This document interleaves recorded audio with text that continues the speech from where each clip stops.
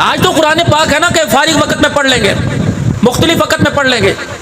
المیہ یہ نہیں کہ کھاد مہنگی ہو گئی، گھی مہنگا ہو گیا، پیٹرول مہنگا ہو گیا، گیس مہنگی ہو گئی، بجلی کے یونٹ کے اندر 7.5 روپے اضافہ ہو گیا، بلکہ المیہ اس بات کا ہے پورا رمضان المبارک کا مہینہ گزر گیا، 1 سال میں میرے گھر میں کسی نے قرآن پاک کھول کے نہیں دیکھا۔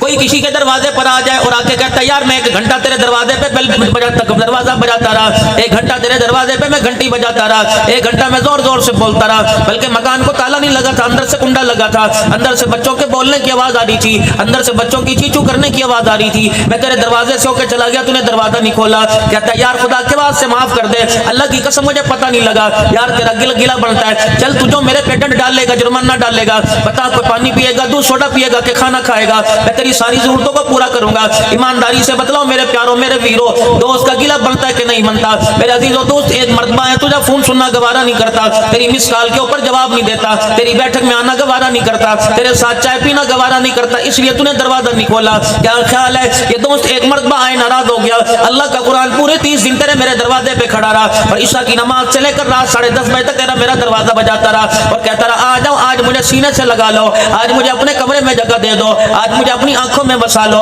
آج مجھے اپنے دل میں جگہ دے دو، آج مجھے اپنے گھر میں جگہ دے دو، آج مجھے اپنے ہاتھوں میں جگہ دے دو، آج مجھے اپنی الماریوں میں جگہ دے دو، آج مجھے اپنی صندوقڑیوں میں جگہ دے دو، آج تھوڑی سی جگہ مجھے دے دو، 2 جہانوں سے بڑی جنت خدا سے لے کے میں تمہیں دے دوں گا۔ ماں بیٹے سے کہتی ہے نماز نہیں پڑھتا گناہگار ہے، پیر مرید سے کہتا ہے نماز نہیں پڑھتا گناہگار ہے، استاد صغیر سے کہتا ہے نماز پڑھ لیا کر نہیں پڑھتا گناہگار ہے، نماز کا چھوڑنا گناہگار کہلاتا ہے، زکات نہ دینا میرا عزیزو گناہ ہے، میرے عزیزو رمضان کے روزے نہ رکھنا گناہ ہے۔ کیا خیال ہے قرآن جیسی لا ریب کتاب کا نہ پڑھنا یہ ثواب ہے؟ فرمایا جو قرآن پاک جانتا نہیں ہے وہ کبیرہ گناہ کرتا ہے، اور جو جاننے کی کوشش نہیں کرتا وہ اس سے بڑا کبیرہ گناہ کر رہا ہے۔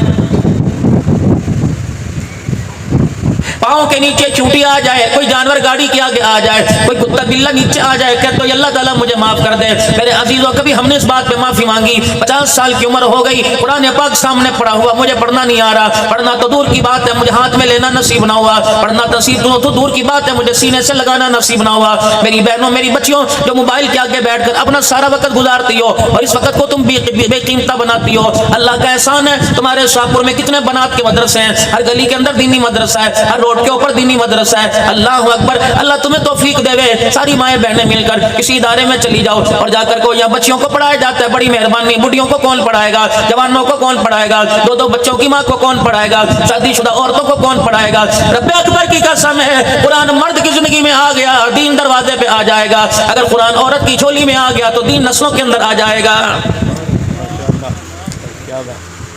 لیکن کرے کون؟ سارے بس تو ہے وہ بیٹھے بٹھائے جو ہے وہ ملنے کو تیار ہے کہ جسے بیٹھے بٹھائے مل جاؤ، اسے محنت کرنے کی کیا ضرورت ہے؟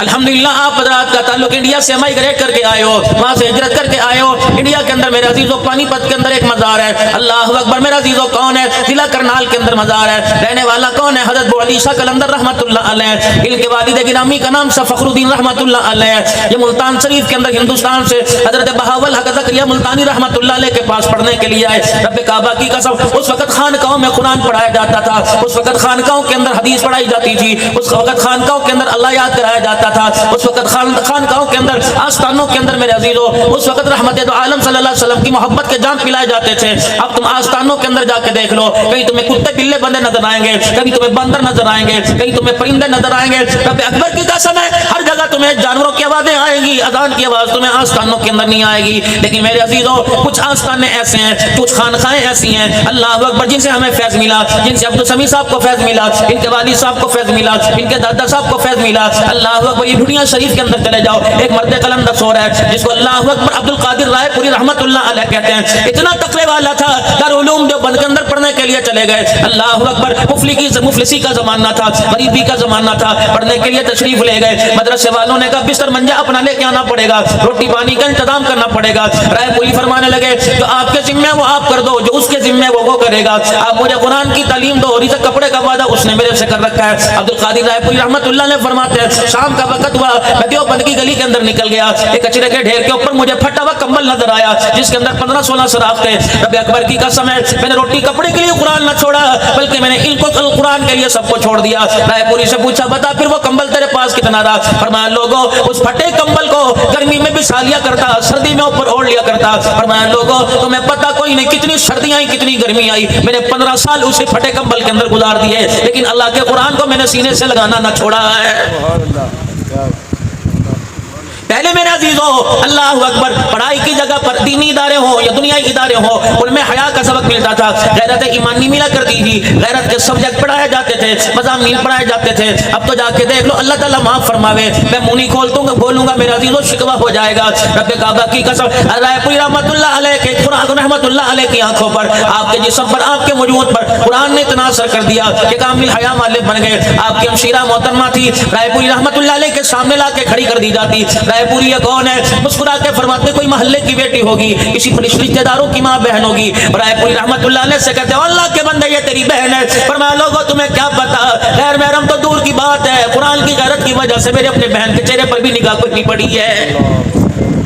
مجمع کے اندر بیٹھے ہوتے اور مجمع میں مائیں بیٹھی ہوتی, رائے پوری سے فرماتے حضرت جی بتاؤ بہن کون سی ہے؟ فرمایا میری بہن کو بول کے بتائے, اگر بول لے گی تو آواز سے پہچانوں گا, چہرے سے میں کوئی نہیں پہچانتا.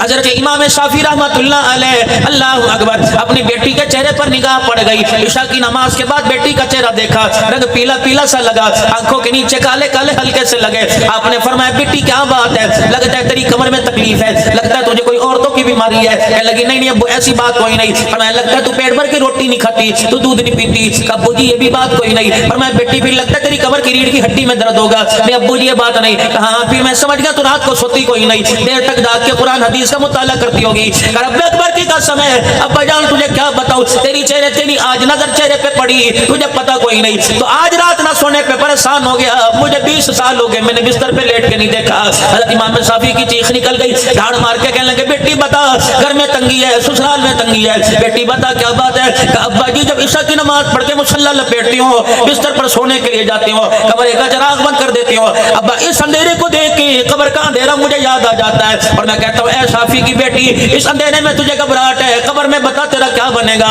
ابا جان قبر کا اندھیرا سامنے آ جاتا ہے, میں ساری رات اللہ کے آگے بیٹھ کے رو رو کے گزار دیتے ہوں. ابا جان مجھے پتہ نہیں لگتا خدا کے سامنے بیٹھ کر رونے میں, مجھے پتہ نہیں لگتا فجر کی اذان کس وقت ہو جاتی ہے. یا تو اچھی اچھیوں نے نمازیں چھوڑ رکھی ہیں اور پھر کہہ رہی ہے ہمارے گھر کو پتہ نہیں کسی کی نظر لگ گئی. بی بی تیری بے دینی کی نظر لگی تیرے گھر کو. آج جس سے پوچھ لو وہ کہتا ہے میری اولاد اس قابل کوئی نہیں, میری اولاد اس قابل کوئی نہیں. یہ بچہ ہے جو میرا لگتا ہے, یہ تو میرا لگتا ہی کوئی نہیں, پتہ نہیں اسے کس کی نظر لگ گئی. میاں آپ کی نظر لگی. کان کے اندر میرے عزیزوں بالی پہن رکھی ہے, ہاتھ میں کڑے پہن رکھے ہیں, پیروں کے اندر کڑے پہن رکھے ہیں, اللہ اکبر کی بان بٹن کھلا ہوا ہے, کالر والا لباس پہن رکھا ہے, مچھیں بڑی بڑی کر رکھی ہیں, داڑھی چٹ کر رکھی ہے, کبھی مسجد میں پڑھ کے نہیں دیکھا, کبھی روزہ رکھ کے نہیں دیکھا, پورے سال میں درود شریف پڑھ کے نہیں دیکھا. بچے کا گیلا کر رہا ہے کہ میرا لگتا کوئی نہیں, یہ بچہ بننے کے قابل کوئی نہیں. میں تیرے سے پوچھتا ہوں یہ بچہ بننے کے قابل کوئی نہیں, بھلا بتا اس انداز میں تو ابا بننے کے قابل کوئی نہیں ہے. اپنا بھی تو بدل, سارا قصور ان معصوموں کا. تو ان کا کان مروڑ کے تھپڑ مارے, کبھی انہوں نے جواب دیا, انہیں گالی دے, کبھی انہوں نے تجھے گھور کے دیکھا تو کہا بیٹھ جاتے ہیں, لیٹ جاتے ہیں. کان پکڑ کے مدرسے بھیج دیا, مدرسے چلے گئے, کان پکڑ کے اسکول بھیج دیا, اسکول چلے گئے. تیرے اندر بھی تو صلاحیت ہے کہ باپ بن کے دکھا, تیرے اندر بھی تو صلاحیت ہے ماں بن کے دکھا. مولوی صاحب اس کی موبائل کی عادت چھڑا دو جی, اس کو پتہ نہیں کیا ہو گیا, ہر وقت موبائل دیکھتا رہتا ہے. ہم نے اسے کہا پڑھ لے, پڑھ کر جوان ہو جا, پھر جو مرضی کرتا پھریو, لیکن مجال ہے. یہ بچہ مولوی عبد الحنان سے نہیں سیکھا, مولوی عبد السمیع سے نہیں سیکھا, بھائی عبد الرشید صاحب سے نہیں سیکھا, جن کی والدہ کے سال ثواب کے لیے آپ میں اکٹھے ہوئے ہیں, جن کے والد محترم تائے چاچے کے سال ثواب کے لیے آپ میں اکٹھے ہوئے ہیں, جن کے کنبے برادری کے سال ثواب کے لیے آپ میں اکٹھے ہوئے ہیں. مجھے ایمانداری سے بتاؤ اتنا سا بچہ ہے, اسے جھڑکیاں دے دے کے سلا رہے ہو, اس کے منہ پہ لحاف ڈال رہے ہو اور کہہ رہے ہو خبردار آنکھیں نہ کھولیو, خبردار اپنے چہرے سے کپڑا نہ اتاریو, پھر ماں اندھیرے میں یوں کر کے موبائل لے کے بیٹھی ہے. یہ بچہ میرا عزیزو تیری آنکھ سے آنکھیں نہیں سے دیکھ رہا ہے میری امی کیا کر رہی ہے, یہ کوئی لڈو کھا رہی ہے, مٹھائی کھا رہی ہے, یہ برفی کھا رہی ہے, آئس کریم کھا رہی ہے, اس نے مجھے ادھر کروٹ کر کے لٹا دیا, میرے پہ چادر ڈال دی. یہ بچہ ابا کے کمرے میں گیا اور ابا کے کمرے کے اندر جا کے دیکھا, ابا جان بھی اندھیرے کے اندر میرا عزیزو موبائل کو اپنے چہرے کے سامنے رکھے ہوئے ہیں. بچہ سمجھ گیا یہ کوئی خاص چیز ہے, بچہ سمجھ گیا یہ کوئی قیمتی چیز ہے, بچہ سمجھ گیا کوئی کیمیا ہے, بچہ سمجھ گیا بہت بڑا قیمتی متا ہے جس کو ماں کمرے میں کنڈا لگا کر بتیاں بجھا کے دیکھ رہی ہے. میرا بچہ بھی اس موبائل کے اندر یہ قیمتی چیز پانے کے لیے گھسا, اسے کیا پتا تھا 1 نومبر دبائے گا, آدھے کپڑے اترے دیکھے دیکھے گا, 2 نمبر دبائے گا پورے کپڑے اترتے دیکھے گا, 3 نمبر دبائے گا شراب کے جام دیکھے گا, 4 نمبر دکھائے گا بے حیائی کے اڈے دیکھے گا. رب کعبہ کی قسم ہمارے پاس آئے, ہم نے انہیں قرآن پڑھایا, تمہاری جھولی میں جب گئے پتہ نہیں, اللہ اکبر میرے عزیزو, تم نے پڑھایا تو دور کی بات ہے بلکہ پڑھا ہوا قرآن بھی نے بھلا دیا ہے.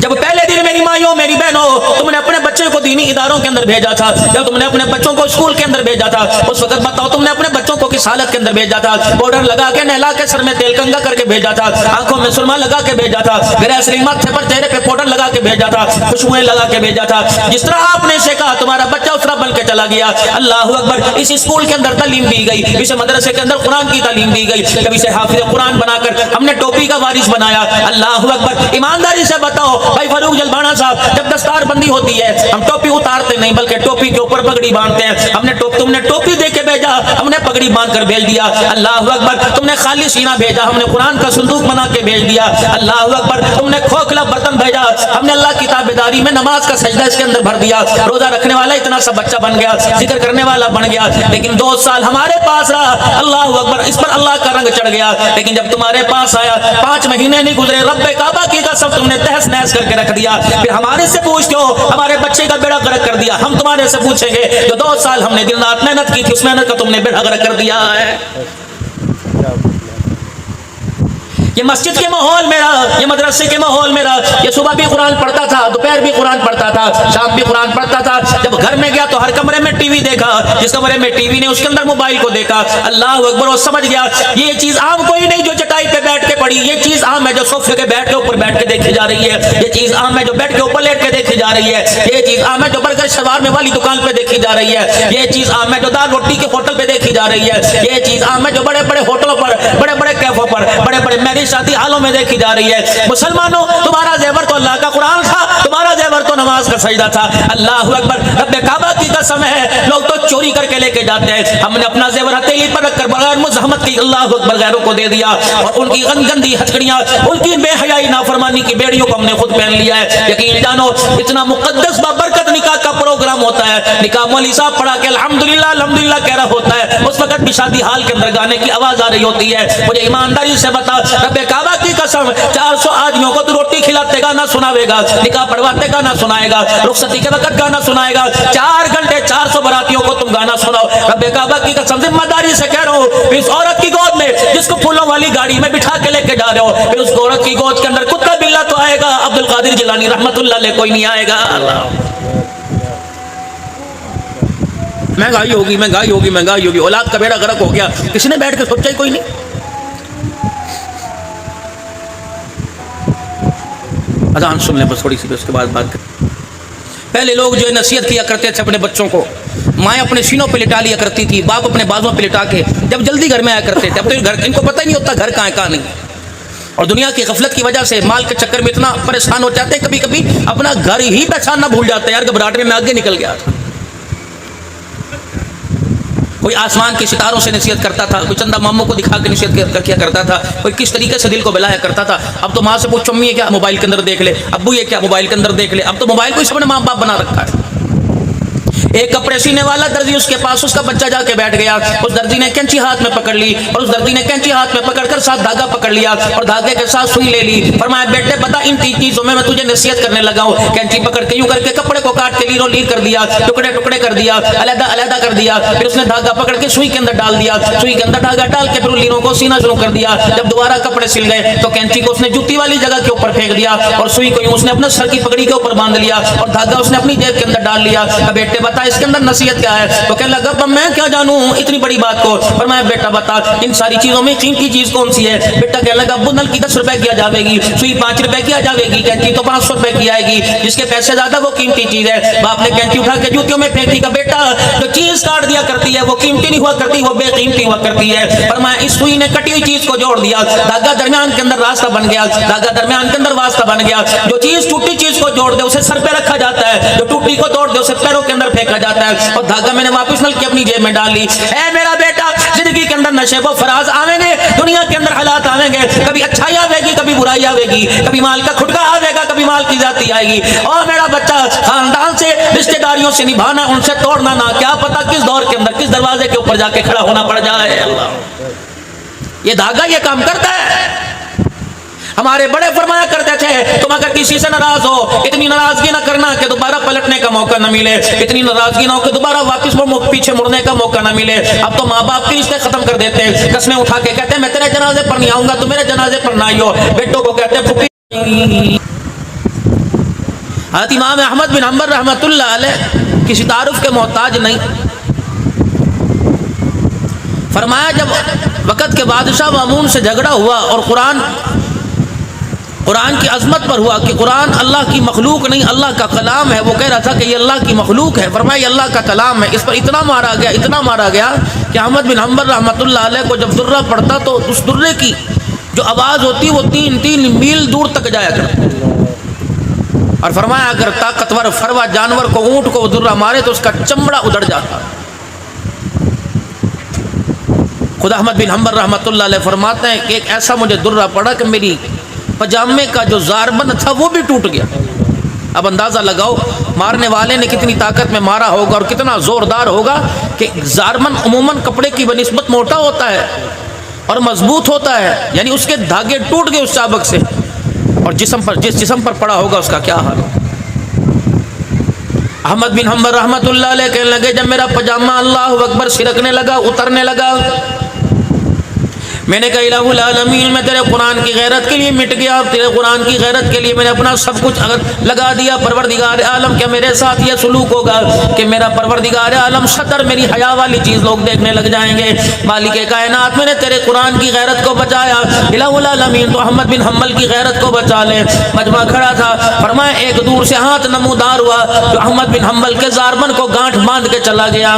احمد بن حنبل رحمۃ اللہ علیہ نے ساری زندگی اس راز کو چھپائے رکھا، آخری وقت آیا کسی نے پوچھ لیا حضرت یہ کیا بات ہے، فرمایا کسی کا رشتہ داروں سے تعلق ہوتا ہے، کسی کا گھر والوں سے تعلق ہوتا ہے، کسی کا اللہ اکبر اپنے دوستوں سے تعلق ہوتا ہے۔ احمد بن حنبل کا تعلق مدینے والے سے ہے، رب کعبہ کی قسم مجھے پتہ ہی نہ چلا کہاں سے ہاتھ آیا اور کہاں سے میرے زاربند کو گرا باندھ کے چلا گیا۔ اللہ اکبر، صرف اتنا کہا میں نے امام الانبیاء محبوب کبریا صلی اللہ علیہ وسلم کا چہرہ اپنی آنکھوں کے سامنے دیکھا تھا۔